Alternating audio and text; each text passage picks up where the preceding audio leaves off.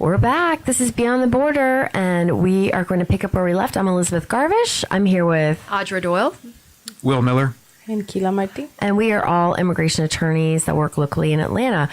So before the break, we were talking about crazy requests for evidence from the government. And Will was going to talk about his craziest request for evidence he's received lately. This is at my previous job at another nonprofit here in Atlanta. Just to provide some background, there's an immigration benefit known as the U visa, which is for victims of, this is not as detailed as it could be, but just generally speaking, it's for foreign national crime victims who cooperate with the police or the district attorney. In this particular case, my client was the son of a crime victim who cooperated with the police. So his mom filed the petition for the U visa and included him as a derivative. It was approved, and the law says that after 3 years in U non-immigrant status, you can apply for your green card. So his mom got her green card, applied for a green card after 3 years, and then my client, her son, applied for his as well. And just keep in mind that he had been working lawfully with a work permit pursuant to his U non-immigrant status for the past 3 years. He was settling into his life as a lawful member of society, and looking forward to getting his green card. So he applies for his green card based on 3 previous years of U non-immigrant status, and it's denied. And the reason, well, I should say we get an RFE, a request for evidence, and the Vermont Service Center, which is a specific office of USCIS that's charged with adjudicating U visa adjustments and U visa petitions, says that even though you've complied with every other requirement for adjustment of status or getting your green card under the U visa, we are inclined to deny as a matter of discretion because you're a gang member. And the reason we think you're a gang member is that there's a police report from when you were 16, and the officer notes that you were in the back of a car that was stopped, and the officer notes that you were wearing a T-shirt that had the name of a gang on it. So, long story short, I filed a long response to this and arguing that this is a police report where the author is not subject to cross-examination. It's total hearsay. Just because the officer says that someone is wearing a shirt that has the name of a local gang on it, there's no way to know whether or not it's in fact true. What gangs were in operation in the Atlanta area at that time, back when my client was 16, whether or not they were violent gangs. This is just somebody who, there's no way to get to the bottom of what actually happened. My client insisted he was never in a gang, that it was a shirt that he had borrowed from someone because he didn't have a clean one. In any event, my client had his application for green card denied because the government insisted he was a gang member. And it doesn't matter that he was under the age of 18 also at that time? No, Okay. it's totally a matter of the government's discretion. Okay. So they can find that you're not deserving of a green card because we find that in our discretion, you're a gang member. Okay. So it was pretty outrageous because there was really no way to make them see the light of day to say that this is somebody's life you're dealing with here, and you can't make this decision based on an uncorroborated hearsay police report that was made when my client was 16. I think it was like 10 years prior to when we applied. So we appealed to the Administrative Appeals Office. I left that job and I went to my current job while the appeal was pending, and then I heard that it was denied. Oh, man. So it's really cruel, especially in that context, to allow someone to kind of lull someone into thinking, hey, you're on the path to getting your green card. Because another interesting fact is they had this police report from the very beginning, from before they gave my client his U non-immigrant status. Mm-hmm. So they could have just said at the beginning, because that's a matter of discretion as well, U non-immigrant status. They could have said, we think you're a gang member. And they waited until he applied for his green card. And they effectively admitted him when they granted the U visa. You get an I-94, right. So they decided that was not an issue at that time. So right. Then now it is an issue. But it goes to show how, way back they go to look at your stuff. So You know, when people say, "Oh, how could they possibly know?" or "How could they possibly find out?" They will find out. Know everything. And it's really difficult to explain this kind of thing to your clients because it just seems so unreal and so unfair. But, you know, I felt really bad for the kid and, you know. So I have the same kind of thing that I've seen a couple times with naturalization throughout. And I don't know if you guys have been able to overcome anything. This is what I've seen. A client it goes in and they're really looking just to deny any way they can. So there was maybe some kind of misinformation or not intentional given at the embassy 20 years ago at the visa application. And then maybe, you know, whatever it may be. So this guy was like, oh, you indicated you had a wife and, you know, but he really had like a common law wife. Or I think it was the wrong name was listed. His child's caregiver was listed as the wife. Anyway, a bunch of just, you know, you could explain all this away. This guy now 20 years later is applying for naturalization, denied because you gave false testimony at the visa interview 20 years ago. And then I think, and then he didn't include like his family on his adjustment for some reason. People, especially if they're filing by themselves, they don't know. Or bad. They don't know what they're doing. I think the lawyer was like, if you want to include your family, it's going to cost you this much more money. He's like, well, I can't afford that right now. So just a lot of things that could have been explained away. That was denied twice. That it wasn't even my client to start out with. I just took over the interview here in Atlanta, but denied twice. We did the N336 denied. I don't know what to tell him. I mean, we could wait. How can we wait the 5 years of statutory period? I don't know because it happened 20 years ago. I think we're done. It's beyond. Mm-hmm. So then fast forward, I had a lady who's probably about 65, been in the United States since she was about 18 from Italy. She was in the U.S. military as a 20-something-year-old. And there was a reprimand at some point for like, marijuana or something. This is years ago. So the officer, I guess, saw on her fingerprint check or her name check or whatever, military background check, that there was this. It wasn't a court martial. She didn't go before any court judge. It was like some section 27 reprimand. And she was, discharged. I don't know what you call it, but she was discharged honorably. Okay. So on the application, I think she didn't indicate, and I wasn't there. She came in for a consult after the denial. She didn't indicate that she had been ever been arrested or so. I can't remember the exact question. So the officer was like, have you ever been court-martialed? Have you ever been this and that? And she said no. And then he kind of turned, I guess, have you ever been apprehended? Whatever. He asked her all these questions, like going after her, and then was kind of focused on other things. It made her sign a sworn statement that she'd never been this and that. And then, of course, denied based on, false testimony or giving false testimony. And so, my advisor is wait 5 years, but I don't even know if that's ever going to work because it didn't work with my previous client. Yeah. Then fast forward again, I just talked to somebody else and they are, they work at the airport. They've got probably 60 employees in an engineering company. And they, he does fingerprint background checks for the airport like every year. And so he had his interview, and I know something was on the background check, and the officer was just like, I wasn't. This is an after the fact kind of thing, but so she was hounding him about taxes and all these other things, and then have you ever been, arrested and this and that and the other, and he's like, no, I've never been arrested, and so come a year later, the denial comes. And so they said you were arrested at some credit card fraud charge or something like that. And you didn't admit it and you've given false testimony, whatever. So like another attorney filed the N336. We're going to see what happens. Yeah. But what he did was he got a criminal attorney, went back. So for credit card fraud, I think that, and he's like, I was never arrested. Like, I don't know, but there was a credit card issue, like a girlfriend's roommate allowed us to use her credit card, and then they broke up, and then she filed charges. And so we had to all go and give testimony.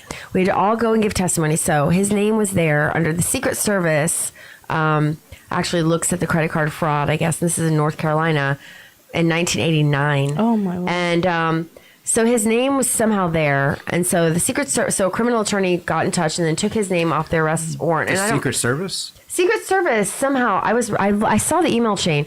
Secret Service is the one that deals with credit card fraud. I think I had heard that. Yeah. It's just Yeah. so weird. I think I had heard that. So, and his name showed up back in the day for something. I don't know if all the details were there, but the Secret Service agent couldn't even see the details when he was discussing this with the criminal attorney. So this guy, who's an upstanding guy, and gives supports at least 60 families in the local area. In his business, was denied naturalization, and there's an appeal ongoing. But will he, if that is upheld and the decision is upheld, will he even be able to ever get naturalization? I mean, hopefully they can clear that up. But it's like this false testimony when you're trying to catch somebody.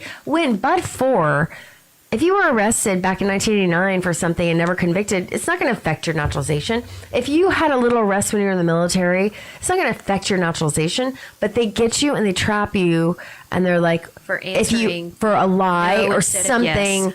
in the interview, and that's what they consider the false testimony. So that goes to show that you have to disclose everything, absolutely everything. And That works in immigration I court bet too. all of Yeah. those people I've got some didn't insta- have a lawyer, and they Yeah. filed their cases by themselves. Please I'm ask al- for help. I'm almost thinking just do a Freedom of Information Act request to get the entire file at least before the interview. I'm just thinking I'm going to make that as a policy. And most of my clients are like, there's no issue, but I mean, I wouldn't have imagined these two people that came into my office after their interviews. I'm like, wow, that's crazy. My clients look at me like I'm crazy sometimes when I get so detailed about asking these questions at the initial consultation. Mm-hmm. Have you ever been arrested? And they say no. And I'll say, have you ever ridden in a police car? Have you ever had handcuffs on your hands? Have you ever had any troubles with the police? And I ask them a million different ways yeah. to try and get out and make sure that there's no little issue that could blow up in their face And later. taxes too are super important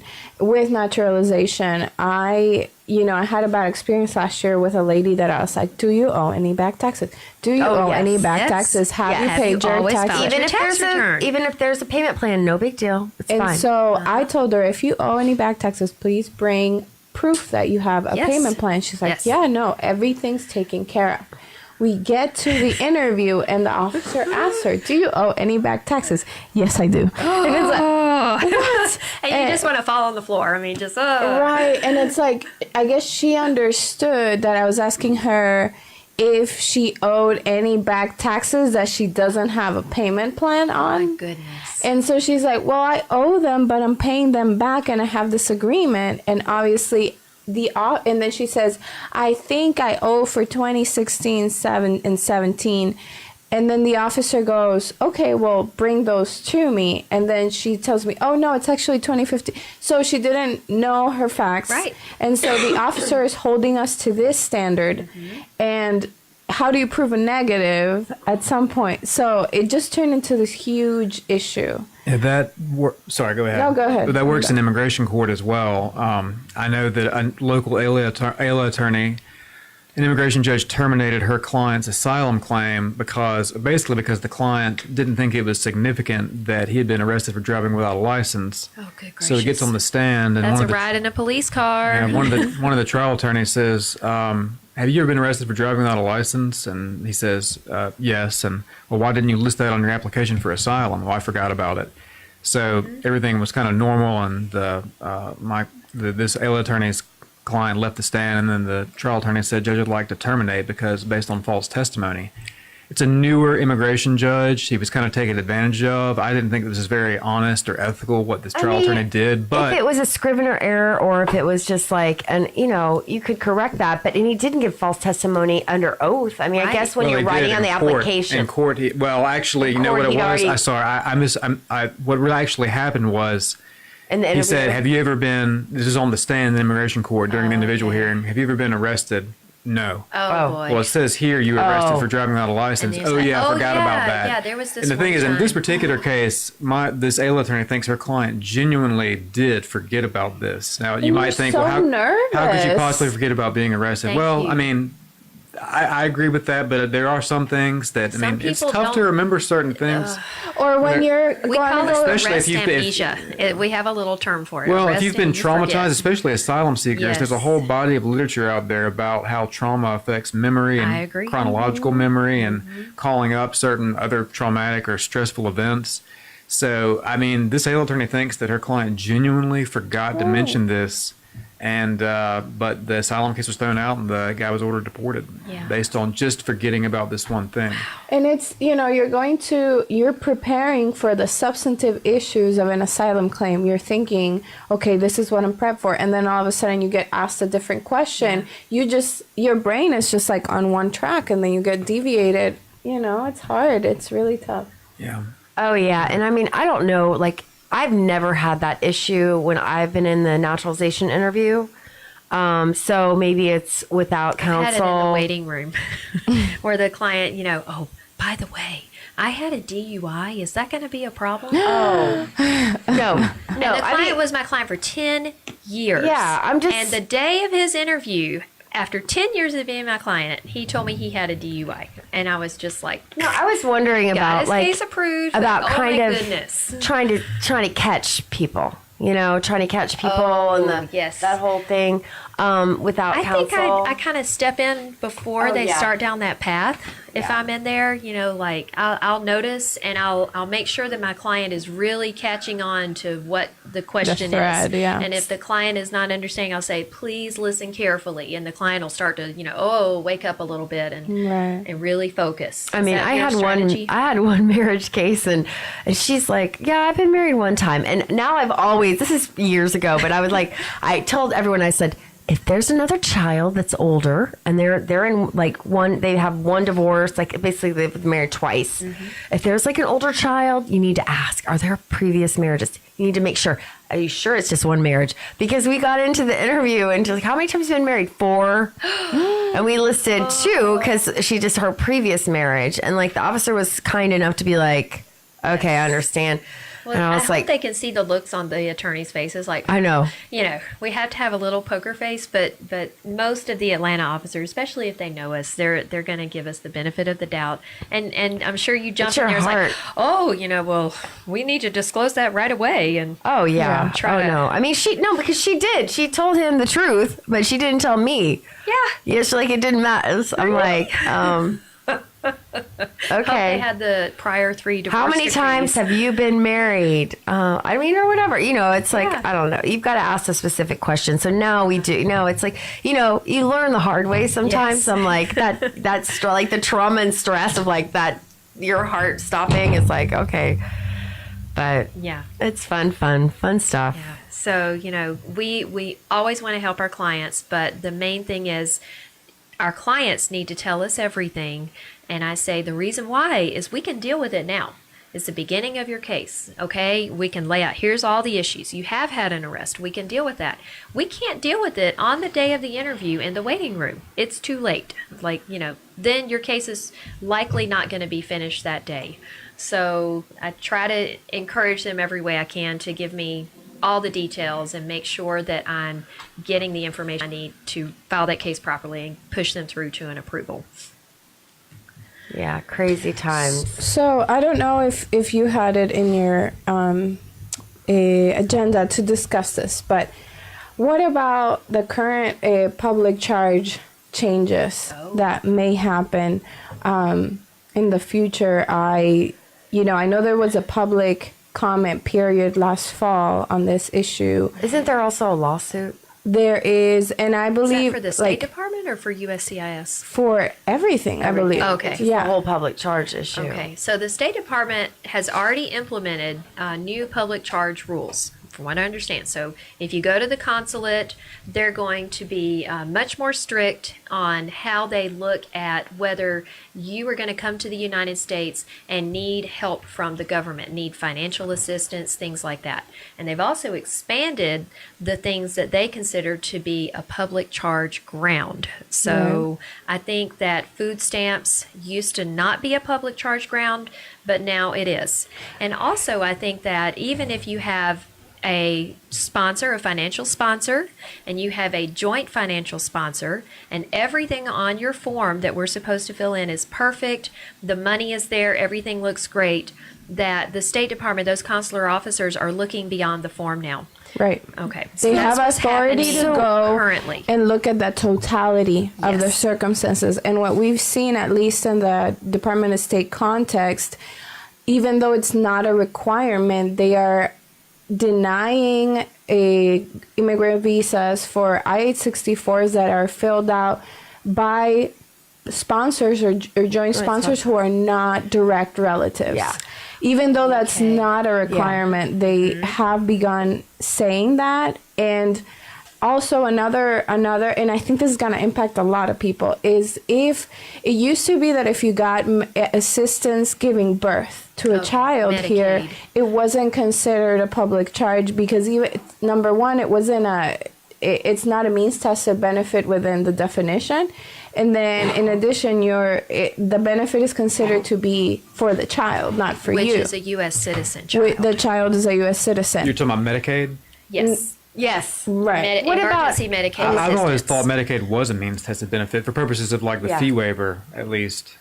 Not for the But- fee waiver, but for the For fee public waiver, charge, yes, but it's not not? for public charge, according to the current Because USCIS they, guidelines. They assigned it to the child who is a U.S. Oh, citizen. sure. They said Right. it's not for the parent. For a fee the waiver, it's mother. considered something in the household. So- Right. Okay. And then the issue now is that we're seeing that if you had a U.S. citizen child and you're going to get your green card, they will look at that and they'll say, I had a client who was told, you need to pay this back. Wow. All of it. Otherwise, we're not going to. And even then, I don't believe them that they will. And we're talking about $19,000, $20,000. Now, we can look behind the curtain and say, well, is it ethical? Because I do know, unfortunately, that there's people who purposely come to the States to have this child not pay for the benefits. And that's not right either, right? Because we do have, we all pay taxes and Tons of insurance money. Tons of Sure. insurance money, right? It's not fair. But I've had clients who are legal permanent residents who have given birth to their kids here, and now they're having issues with this kind of stuff. And, There's So- no waiver for public charge, is there? Or is there? It's been a while since I've looked at that. Well, the thing is that the standard is whether they believe you're likely to become a public charge. And Well, let's assume they do believe that, and you're found to be inadmissible based on public charge. Is there a waiver? I don't Honestly, know. I would try a double check. refile and try to bolster the public. I think you just have to. I mean, but there's no waiver. There's no Not that I like know. 601. It's not like a Right. fraud What about, waiver or a. what about, let's say, let's say you've got like a U.S. citizen with a child, and then, that child gets Medicaid, and then it's a stepchild of the petitioner, of the beneficiary. Are they going to go that far? I'm just wondering. Like, I can see how, because I just advised somebody that it wouldn't matter. Well, I did have, and I didn't see it through because I left my previous firm, but I did have a case where the father of the child's a U.S. citizen. The mom was here on a tourist visa, had an emergency C-section for the child, and the guy said, I'm not going to let my wife go back home after having a C-section. We're just going to go ahead and file this. And what was happening was not with USCIS, but this is when this whole thing started, and I'm not sure how it's going to end. But you could make the argument saying this is the child of a U.S. citizen. Who cares what this lady's doing? It's a U.S. citizen child. So I think that's where the argument to say that it's a benefit to the child becomes a little bit stronger. But it honestly is a concern moving forward Yeah. with these kinds of public and I'm charge worried about issues. that in the naturalization setting as well. So Right. after someone, gets their green card, they wait 3 or 5 years to apply for citizenship. And these days, I've even started to think about that issue for my client that I've never would think about it before. Like what's happened in the past 5 years? Have you received any benefits, even though they're perfectly legitimate and they're able to receive them. I just wonder how that's going to be perceived now. Yeah, because I mean, it's retroactively going to by apply. immigration. I don't think the rule is finalized. It's not finalized, but Well, the they're thing already- is that they're they're already- applying They're it, already though. trying, yeah. Yeah. And it's very disjointed. They're not being consistent, which seems to be a theme these days. So I had a case at the State Department even that I knew for sure we would have public charge issues up one side and down the other, and he was approved with no problem. And I was loaded for bear, as we say, ready to go with all of the stuff that we needed. Didn't ask a question. So I don't see it consistent across the board. Well, the scariest thing would be sending your clients out to consular process, knowing Right. that might happen. Yeah, I feel like this one had to. Yeah. Yeah. So I guess the takeaway here is, number one, if you're doing a consular process, especially in Ciudad Juarez, make sure that your sponsor is an immediate relative, Okay. who's making good money. And if it's not an immediate relative and you need a joint, you have to have the immediate relative is the sponsor anyway. But then also make sure that the joint sponsor is somehow related to you or to your relative in some way. And then in addition, it's tough that's the hard part. It's tough to advise people moving forward. Yeah. Because I can't just say, don't take public benefits. Like, how is this going to be applied? If you're on Obamacare, is this going to be an issue? Right. Some people, that's the only way you can get insurance. So, And that's a frequent question that I get is, what am I eligible for? From my permanent residence, et cetera. So there are some good resources from the state of Georgia that tell you what benefits you're eligible for based on your immigration status. So you can Google that and go see what is the current list. Yeah. But then, if you're in the middle of one of these processes, even if you're eligible for one of those benefits, please think twice. And Right. if you don't really, really, really need it, maybe you shouldn't take it and avoid that problem. and be truthful too, because Yes. another issue, if this turns into something where you get an RFE or something where they want to see your income to make sure that you're really qualified, I have seen this especially in the removal context where people are getting the maximum amount of benefits, but you can't have it both ways. You can't be making a buttload of money and get all these dependents and then apply for benefits. So if you're going to get this benefit, be truthful in your forms. Specifically state how much money you're making so that when the benefit is granted, it's a valid benefit. And if down the road it comes up, you have the documentation to show, look, I was eligible. This is how much money I was and making. there's a question now. It says, have you ever given false or misleading information in order to gain a government benefit? So they could just stretch that out a little bit more and say that doesn't just mean an immigration benefit. That means a means-tested public benefit, and that's related to your immigration status. So I've heard talk that, they could just That's gonna squeeze be that question out a little bit more. So people, please don't take benefits that you're not eligible for. Well, yes, that. but also the effect of this rule is that parents are taking their children out of the federal supplemental nutritional assistance program, Yes. formerly known as food stamps. They're not enrolling them in health insurance. Any kind of assistance program that they would normally get for their children that are U.S. citizens, parents are not enrolling them in. So this is going to affect Kids. all this new Absolutely. generation Kids that really of people need it. and people that these kids that have it's by the fault of their parents maybe, and the parents are just too fearful. It's not even the real rule yet, and there are lawsuits that are challenging this, but I think the effect of this could hurt us more down the road in healthcare costs. Children that are not receiving proper nutrition, can't function, and don't grow up properly. I don't know. Yeah. Well, People I'm It's really talking scary. about can't afford those things. I feel optimistic about that. I don't know where this lawsuit regarding There's this a is city pending, of but Baltimore just filed lawsuit. Oh, wow. I've been pretty Yeah. impressed with how the Article 3 courts have struck down some of these policies that the Trump administration has tried to put in place, like the travel ban. At least the first two iterations were struck down. There was recently a pretty drastic and unlawful reinterpretation of the asylum laws by former Attorney General Yeah. Jeff Sessions that was just struck down. I mean, that's kind of a complicated decision, And the but swing vote was given by Justice Ginsburg in a hospital bed. well, Which case was that? That's not the That's the asylum one. It was in December. I remember because it was right before the break and breaking news. It was 5-4, and Justice Ginsburg was Well, the one I'm talking about is actually a district court decision, the Grace v. Whitaker decision. Yeah. Okay, gotcha. So I mean, these immigration courts, for those listening out there, are not real actual courts. I mean, within the constitutional definition. As contemplated by the Constitution. So the immigration judges aren't real judges, so they're hearing officers.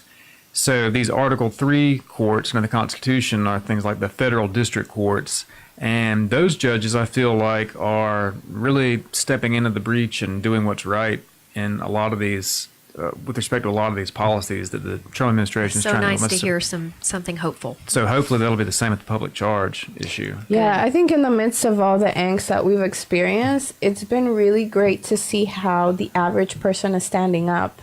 I was listening on NPR saying that the civic engagement of kids in high school has gone through the roof.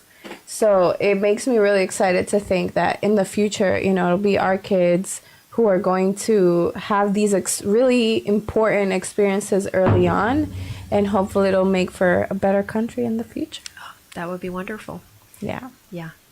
Yeah, that public charge rule, especially if you're sending somebody out, and if it's retroactively applied, and it just, then you're going to separate all families. And I know it's happening. It's scary that it's happening. They're just judging like, well, if you get a sponsor, it could be like, what if you don't have any family members? Mm-hmm. What if you're an orphan? What if you just have, whatever. Your cousin, your uncle. Or whoever. It doesn't even have to be a family. I mean, it could be just, someone that's from church helping you. Yeah. I know. I have my one clients that they're just, they have people from church, and the church helps them, comes together. And the thing is that I-864 form is a contract. The person is signing a contract saying, you can sue me. U.S. government. Yes. Promising the U.S. government, you can sue me if I don't follow through. What's the fear? It's just disappointing. Just another way to stick it to people who are, and the irony of it all is like it's saying do things the right way,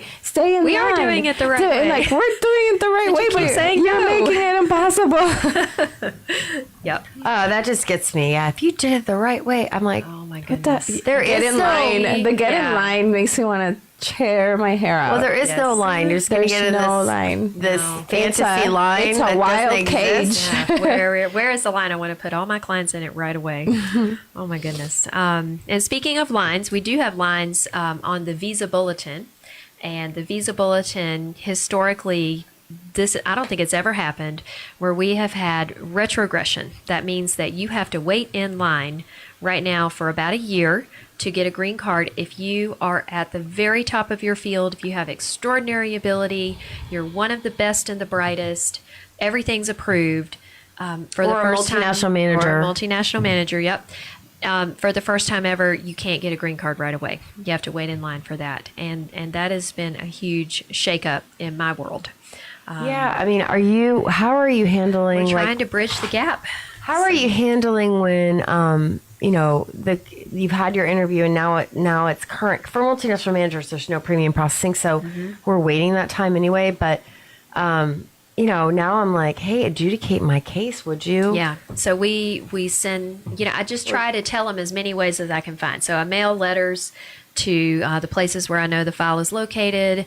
I contact the National Customer Service Center and put in a service request and try to get it on the record as much as possible. I wonder if they're moving them. Like, have you had some that are interviewed that then are retrogressed, and then, are they keeping it for local office, I wonder, the file? I don't know if they have those files at the local office. And I guess the third thing you could do is if your file's at the local office, your client's visa is available, finally they can get the green card, is to go down there and file your letter directly with them and turn in your materials, and hopefully it could even be done that day. So here's what I'm having an issue with. My clients are like, this is two of them that have told me this, and I don't know if there's more, but I have one, they're from Colombia. I mean, they have their I-140. This one, we had an I-140, a multinational manager. We got an approval months ago, and then we got like a 18-page request for evidence. So we're like, do we answer? Do we not answer? Do we answer? Do we not answer? Yes. Whoa. Do we answer? Do we not answer? What do we do? Of course we answer. And then I was just about ready to, I'm like, let's sue them. Let's do this because this is ridiculous. And then I was in Miami, and then my associate was like, okay, we got an approval on the case for the I-140.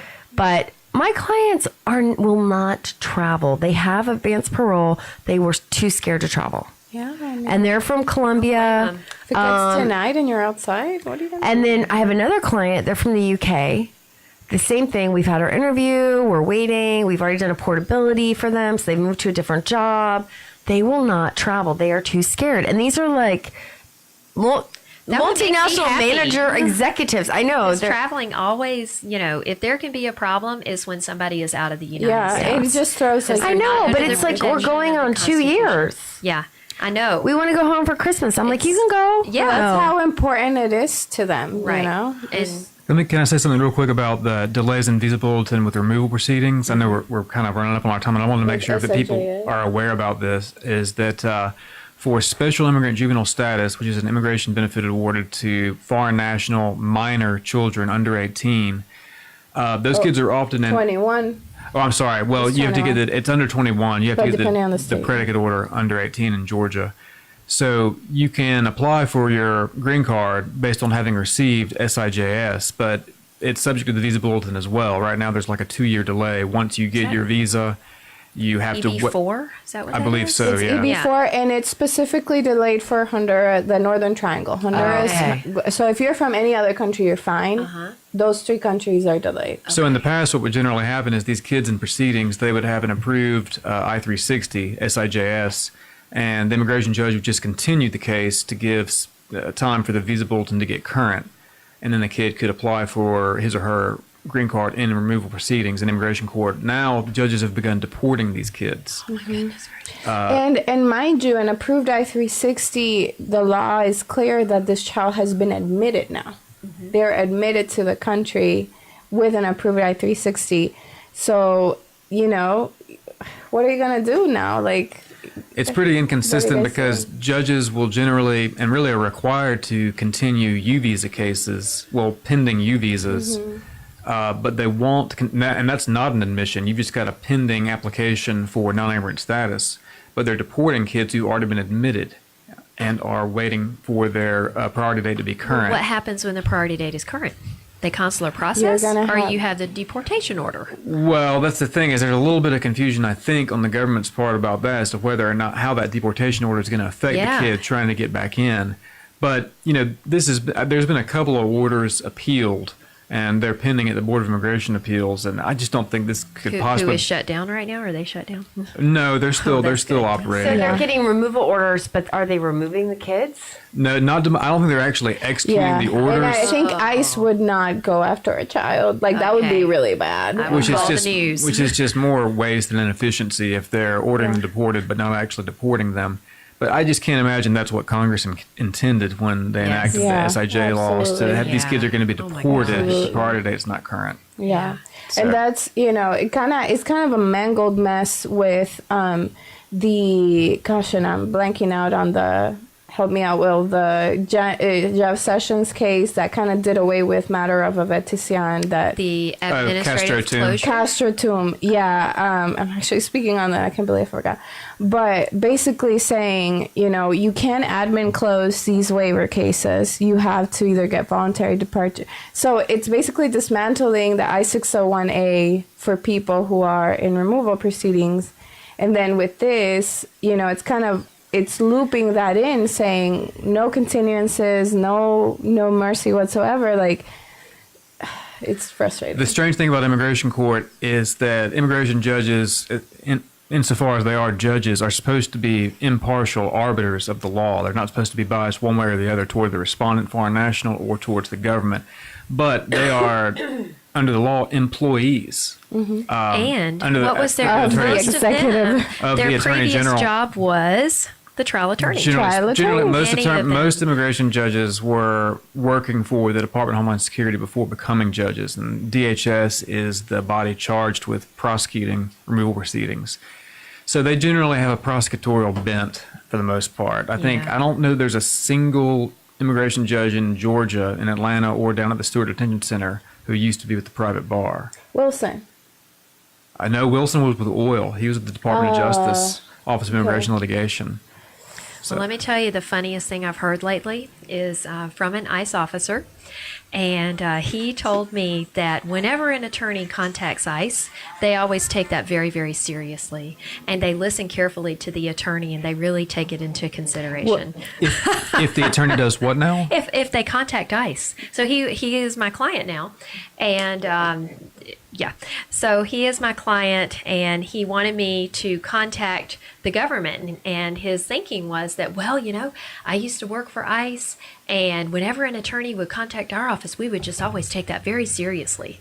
Thank you very much. I didn't laugh in his face, but I was just like, sweetie, that's not really Well, we are we're like, here's the janitorial stuff and here's us. Yes. Because I went into Let me tell you, ICE officers do not like attorneys. They don't care. I have had some really nice ones. I will say there have been some nice ones. Thank you, ICE officers, if you're watching, because you make my life. Are we talking about attorneys or the ERO deportation officers? No, private practice attorneys contacting ICE. But ICE attorneys or No. deportation officers? Just deportation officers. Okay. So I went to drop off a travel documents or in the itinerary for a lady who had gotten a voluntary departure order. Per the ICE ALA liaison, they said, go and take a copy and have them stamp it to show that you delivered it. Because what do we know? If we have no proof, we are wrong. Mm-hmm. So if they lose my client's tickets, it's on me. So I go up to the window and I'm telling you, this lady's like, I'm not signing it. I'm not giving you anything. We're told, I'm like, I have an email saying that we spoke to ICE and they said that we could get proof that we signed. And she's like, nope. Show me the email. She wouldn't believe me. I'm like, do you think that I'm going to put my license on the line by lying to you? Here's the email. And I showed it to her and she was like, well, I can't do that. And I asked to see a supervisor every time because I'm not leaving there without a fight. Down comes the officer, happily signs my document, and I leave. Did you look at the lady like... Why does it have to be this way? I know, and it's like, it really costs you nothing. It's common courtesy. And like Keila said, there are some nice, compassionate, reasonable officers. I but agree. The agency overall, I think, is... It can be a real nightmare for your client and you when you've got one who's not reasonable or not interested in... Or worse than that, there's ICE officers who sometimes even threaten you, kind of try to intimidate you, and pretty much say, like, accuse you of making up something. And that is just... unethical and unprofessional. Yes. And I'm sure you give it right back to them and say, no way. Well, yeah, the general tenor of going down to the ERO offices or being in immigration court is that you shouldn't really speak up and gum up the works. You shouldn't really sort of hinder in any way the deportation machine. So you have to be prepared to speak up and slow things down if need be. As speak to a supervisor, like Keila said. And, that's your right. That's your client's right. And fight for your client. Mm-hmm. Fight for your That's client. what we do exactly, every day. I remember, last note, and I tried to do removal work many years ago. It wasn't the same. It was, I'm sure, there's much more success at cases. And I was in Houston, Texas, but this very nice judge who has passed away, what was his name? I'll remember it later, but he kind of brought me back because it was my first few cases, and I kind of learned maybe that's not my best thing because I show everything on my face, and I'm not, because you've got it, he's like, look at these other attorneys who walk into court every day and they are fighting their hardest for each of their clients, even though the client case is the worst or whatever, and that's, and that's kind of that's why I'm better behind the scenes, maybe. Yes. Because I'm everything shows on my face. Mm-hmm. But, what a thoughtful way for this judge to kind of react to me. And it was my first few cases and learning. And, I wish things would have been more like that. And, part of the reason that I was I want to do immigration is, just starting out, I saw, how these immigrants are treated in court, even how the immigrants are waiting in long lines in the cold outside. Yeah. That's the way it used to be. I don't see that anymore, really, but it's still worse. It still happened a couple weeks ago. When I'm in line and it's freezing outside and I see mothers with babies, I'm like, you go to the front of the line, man. And I do tell the security officers, hey, they need to come in. And last time I remember he's like, oh, they're not going to wait long. And I'm like, if this was your kid, it's a little baby. Get him inside the house. No way. No. Well, let's keep on, keep on keeping on. And like the last thing I want to say is just, next time you hear the word illegal or somebody uses that phrase, just be like, hey, just remind them that, hey, that might not be the best way to describe a human being. Absolutely. Dehumanizing human beings is a way to just kind of make the issues not important. And if you think this person is not human, then it doesn't matter what happens to them. But I think we need to like humanize every immigrant. And I think that's my final note. But we're about to close up. If you guys have any like words of wisdom you want to share. I totally agree, Elizabeth. Just treat every person like you would. Like you would want to be treated. And I have that on my wall in my office. Do unto others as you would have them do unto you. And if we all did that, it would be a much more beautiful world.